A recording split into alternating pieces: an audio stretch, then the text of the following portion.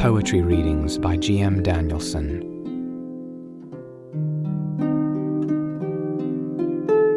Ode to a Nightingale by John Keats.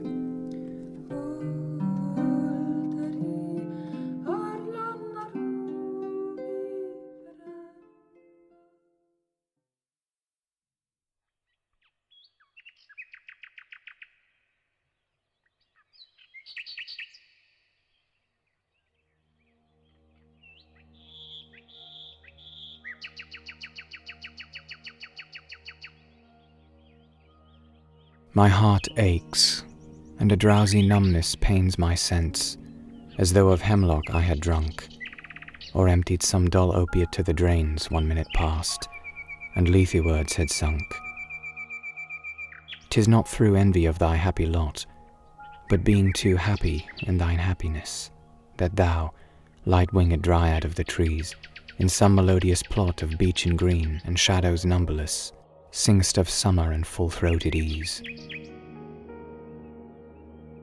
Oh, for a draught of vintage that hath been cooled a long age in the deep-delved earth, tasting of flora and the country green, dance and Provençal song, and sunburnt mirth.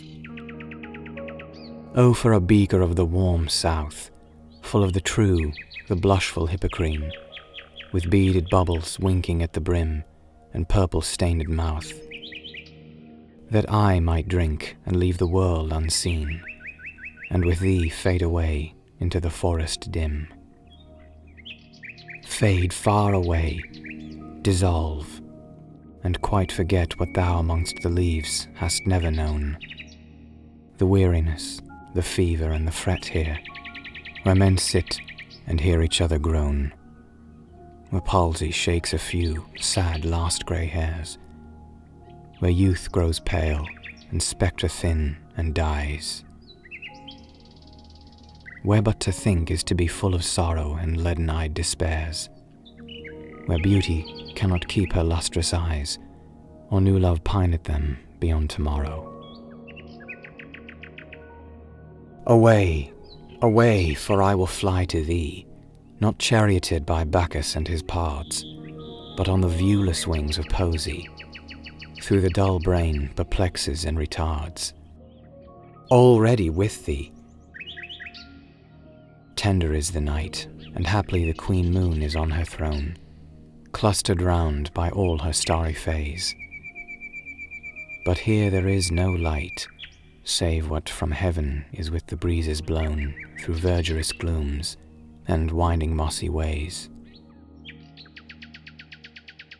I cannot see what flowers are at my feet, nor what soft incense hangs upon the boughs, but in embalmed darkness guess each sweet wherewith the seasonable month endows the grass, the thicket, and the fruit tree wild, white hawthorn and pastoral eglantine, fast fading violets covered up in the leaves, and mid-May's eldest child, the coming musk-rose, full of dewy wine, the murmurous haunt of flies on summer eves. Darkling I listen, and for many a time I have been half in love with easeful death, called him soft names in many a mused rhyme, to take into the air my quiet breath. Now more than ever it seems rich to die, to cease upon the midnight with no pain, while thou art pouring forth thy soul abroad in such an ecstasy. Still wouldst thou sing, and I have ears in vain, to thy high requiem become a sod. Thou wast not born for death, immortal bird.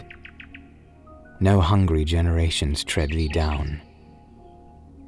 The voice I hear this passing night was heard in ancient days by emperor and clown. Perhaps the self-same song that found a path through the sad heart of Ruth, when, sick for home, she stood in tears amid the alien corn. The same that oft times hath charmed magic casements, opening on the foam of perilous seas in fairy lands forlorn.